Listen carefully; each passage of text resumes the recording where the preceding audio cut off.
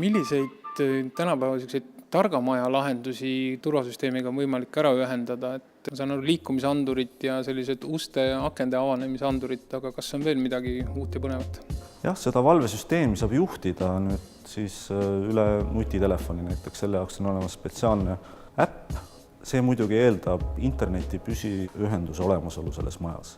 Siis saab ka kusagil eemal olles veenduda, kas mul kodus haika valvesse, on võimalik eemal seda kodu siis juhtida, valvest maha võtta, osaliselt valvestada seda.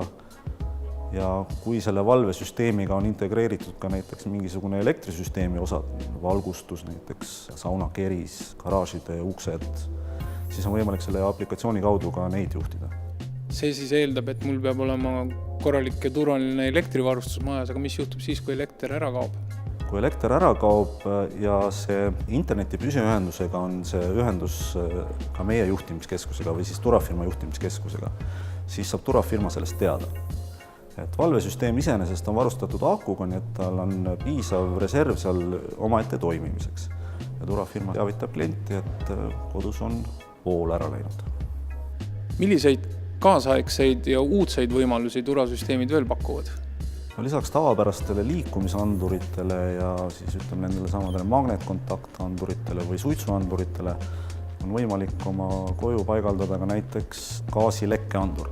Ehk et kui kusagil siis katlamajas või kusagil ruumis hakkab gaas lekkima, siis saab ka valvesüsteem sellest aru ja annab sellest signaali edasi. On olemas ka näiteks temperatuuri muutumise andurid. Lisaks on muidugi veel võimalik oma hoovi jälgida ka videokaamerate abil, nii et panna maja erinevatesse nurkadesse videokaamerad ja siis on ka see pilt.